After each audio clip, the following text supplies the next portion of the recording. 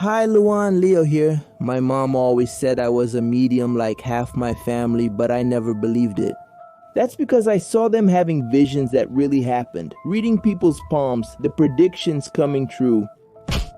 The only ability I had was predicting when I was going to do badly on a test. I don't think that has anything to do with mediumship, right? Anyway, one night, at 3:30 in the morning, I heard a noise coming from the kitchen. I thought it was my sister, right? Looking for something to eat because she had a habit of doing that. So I got up and went to see what was going on. I walked down the hallway that leads to the kitchen. When I got there, I didn't like what I saw at all. There was an old lady in a white dress with necklaces looking at me. Terrified, I tried to call someone, but something unexpected happened. The lady said the following things. "Oh son, don't be afraid of me because I'm the reason you're like the others in your family. That's right, you're a medium. If you weren't, you wouldn't be able to see me, right? So stop telling your mom that you're not a medium." Out of nowhere, I felt something touch my shoulder, but it was just my mom. I went back to normal. When I turned to the chair where the lady was, there was no one there. I stood there paralyzed, trying to comprehend the situation. And I never told my mom again that I was the only non-medium in the family. But I didn't tell anyone I came. I kept wondering who that lady was.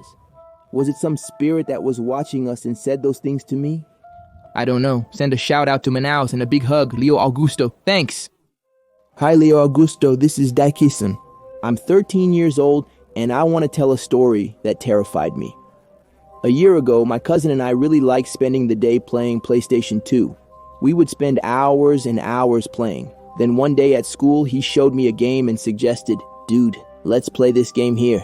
It's a zombie-style killing zombies, you know?" Man, this game is really good. What's the name of this game? Oh, it's Resident Evil 4. Isn't that the horror game that scared Pedrinho? Yeah, but you know how Pedrinho is, right? Scared of everything like a baby. Okay then. Despite agreeing, I felt something was off. After class, we went to my house to play. My cousin, since he already knew the game, went first and taught me how to play, right? When it was my turn, it was already late and he had to go home, right? But since he was a good guy, he left the game with me. So I spent the night playing since it was the weekend until I paused the game and went to get some water. When I came back, I continued, but I was feeling a kind of strange vibe there. The room had a heavy atmosphere, but I paid little attention to it. When the game went to the loading screen, something pulled the controller's cord. I looked under the bed and there was nothing there. By the way, my family doesn't have a cat or a dog. There was no way an animal like that could have pulled the cord. So right away, I ran to my mom's room and hid there. Since then, I've never played those horror games again. Hi Leo, how are you? I'm Sara, I'm 12 years old, and I'm going to tell my bizarre story that happened when I was 10 years old. I was in the living room watching a horror movie, and there was a scene where the image of the devil appeared, but I didn't pay much attention to it. When the movie ended, I went to my room because it was already late and I was very sleepy. Next to the living room is the kitchen, and when I was going to my room, which is right next door, I looked at the window and I was paralyzed. Outside, I saw a white girl covered in cuts all over her body, and all of them were stitched up, even parts of her mouth. She was holding a scythe in her hand. Her eyes were huge and black. "I came to get you, Sara. Come with me without resistance, or your family will suffer the consequences." When I saw that, I ran straight to my room and told my grandmother what I had seen, but she simply said, "My granddaughter, You're hallucinating from watching too much television, causing you to become a frightened little girl." Grandma, it's not my imagination. And I'm not making it up, I really saw a weird girl at the window from the outside. After that, I went to sleep, but I was really scared that girl would show up again. The next day when I came back from school, my mom said that my dad had been in an accident. When my dad got home, he said he had been driving. The street was empty, but out of nowhere, a strange girl appeared in front of the car. And he doesn't remember anything after that.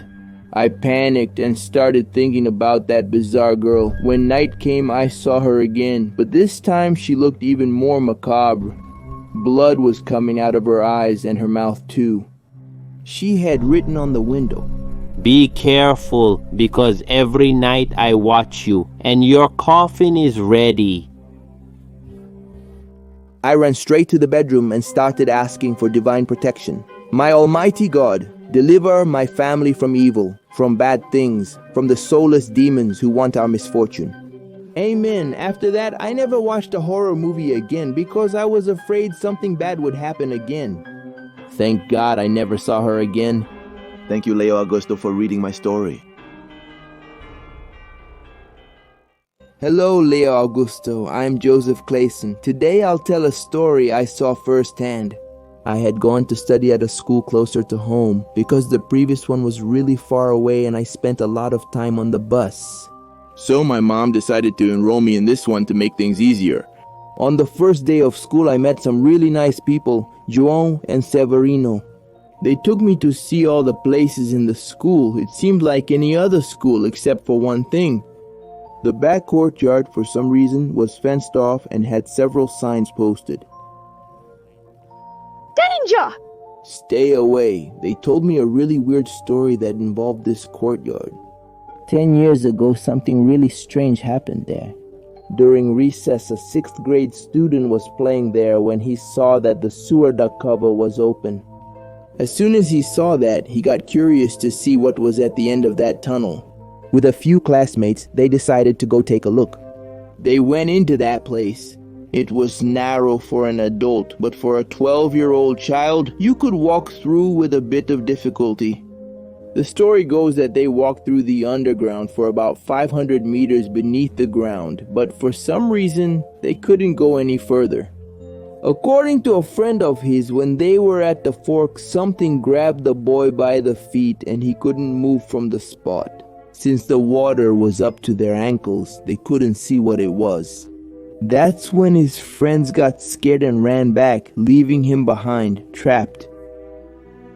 Since that day, there was never any news about that boy again. There were searches to try to rescue him, but it was all in vain. That's how this area became isolated and no one could enter there anymore. But the most bizarre part is yet to come, my friends. After 3 months studying at this school, there was a day when we needed to finish a history assignment for the next day. So we stayed after class to finish the assignment. So we spent about 3 hours in the library working on it, and we heard a noise coming from outside. I went to take a look to see what it was, right? Because the noise was really loud. The school was empty. We had gotten there around 4:40, and hours had already passed, man. I told the guys that the school was already empty and that we should finish tomorrow before class, right? They agreed and we started packing things up. That's when we heard the noise for the second time. This time it was louder. We quickly got scared because there was no one at the school except in the office. Leaving the library, walking down the hallway that led to the forbidden courtyard. Man, I was so scared at that moment. We looked toward the office and everything was already closed and dark. It felt like they closed the school and left us inside, man. As we were walking out, a voice coming from the forbidden courtyard echoed, "Get me out of here! Get me out of here! Come on, I can't stand this place anymore." I want to get out.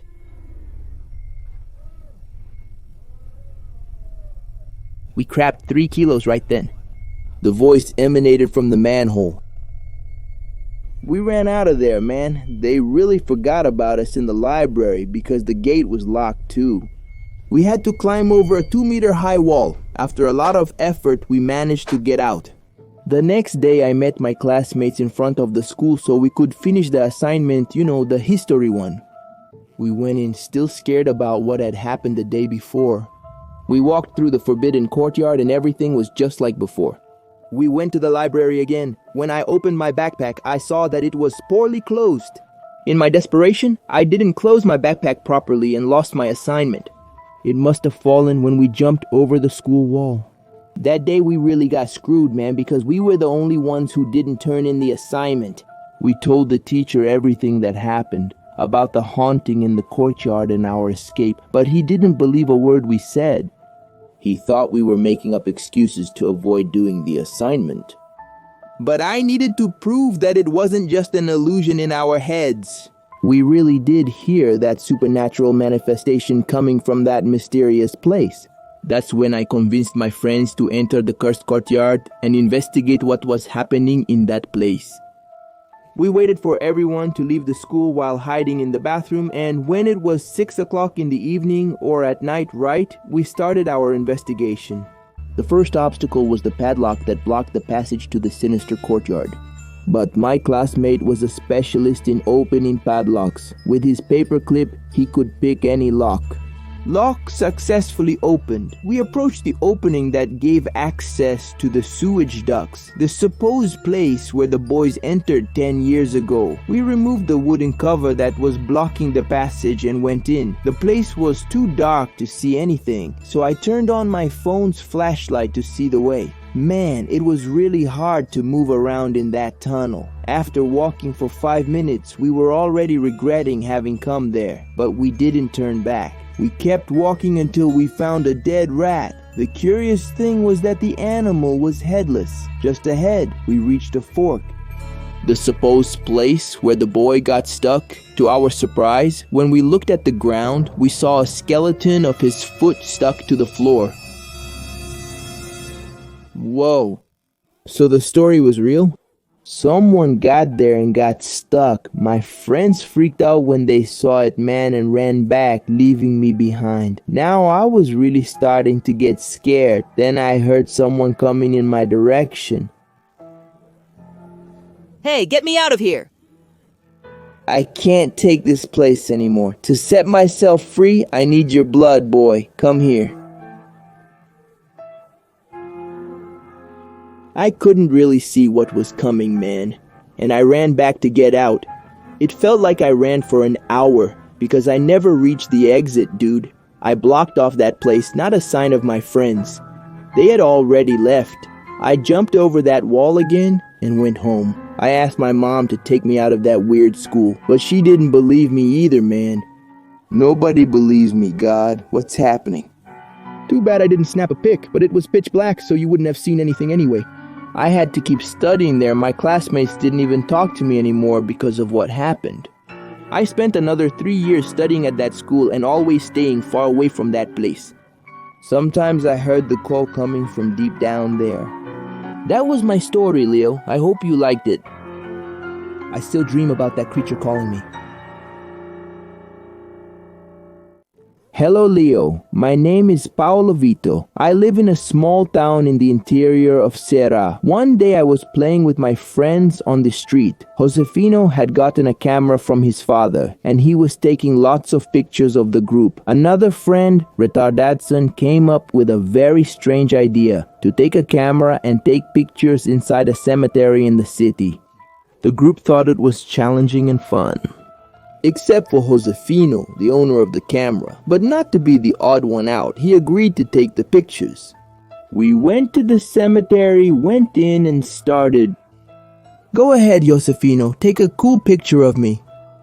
Hold on, I'm going to grab a skull here to show that I'm tough and not afraid of anything. We spent some time taking pictures until we wanted to take another group photo. Everyone in the same picture, so Josefino set it to take automatically. He came over to join us. Out of nowhere, the camera fell behind the tombstone it was leaning on and took the picture. We went to check if anything had broken from the fall. When we went to see what had happened, the camera screen showed a close-up photo of an eye. We got really scared. Even so, we kept watching. After about 7 seconds, the camera exploded in Josefino's hand and it started to bleed. Ah, my face! Help me! Oh, damn, this place is cursed! Let's get out of here! We have to take him to... Home right away. We took him to his house, but his parents were out. Not knowing what to do, we saw a police car passing by on the street where we were. We told the police officers what happened, and they took my friend to the hospital. Josefino had serious injuries due to the explosion. However, he recovered. After a few weeks, he never went out to play with us again. Hey, Leo Augusto, how's it going? This is Charles. This story didn't happen to me, but to my cousin. We went to play some soccer at the neighborhood court. On the way there, he looked down and saw a 5-cent coin on the ground. When we see money on the ground, we pick it up and put it in our pocket right away, right? A few minutes after we got to the court, his stomach started to hurt a lot, man. He couldn't even play soccer properly because of how much pain he was in. You could see on his face that he was suffering right there. Oh man, so we had to go back home to see what it was. On the way, he realized that when he picked up that coin, his stomach started to hurt. I quickly took the coin from his hand and threw it far away. The moment I threw the coin away, his stomach just stopped hurting. When we got home, my cousin told everything to my grandmother. And she told us to never pick up anything we find on the street. A few minutes later, he went to the bathroom to take a shower, and when he got there, there was a 5-cent coin identical to the one I had thrown away. Now it's become routine for me to find 5-cent coins scattered around the house. I don't know what this is, I just know that I'm really scared. I was 9 years old. It was me, my cousin, and a room. We were playing PlayStation 2. Then my little cousin, who was about 5 years old, came into the room and said that the house we were in was haunted and that she saw shadows and terrifying things in the house. My God, that's crazy, man. Get out of there. Throw some salt around to exorcise that place. I said, stop lying, girl. It's not a lie at all. I just saw the devil back there a little while ago, and he asked about you guys. Good grief, girl. The night before, I had watched Gugu's Urban Legends, and they showed the killer doll. Then after a while, I started hearing some creaks in the furniture and some heavy footsteps on the floor, and suddenly it all stopped. It got completely silent. Even a part of the game was silent. It felt like someone had put everything around me on mute. Then suddenly I felt something moving on my shirt. I got really scared, but instead of looking back, I ran my hand over my back. After about 2 minutes, I felt that thing again. When I looked really slowly, I saw the face of a doll coming in front of me. My cousin and I screamed. We ran to the kitchen, terrified. My cousin was crying in fear and I was shaking, sweating cold, man. Then my cousin came in laughing and told us everything she did. By the way, the doll was one of those shucha dolls, the really big ones. The doll was all painted up. It was even scary to look at, man. So it was just a prank by my cousin. Whew! Man, that's crazy, my friend. Good thing it was just your cousin messing around, because if it was real, bro, I don't even know what I'd do. I think I'd mess up my underwear first, and then I'd get out of there. It's always good to have some kind of weapon against ghosts or killer dolls, right, guys? You could carry a little salt, I don't know, maybe some holy water, or maybe a crucifix to ward off evil. I don't know, right? It's up to each individual. Thanks for the story, guys. I forgot who shared it with me as I didn't write it down. Damn the person's name. But thank you very much to you who shared this story. See you next time. Bye.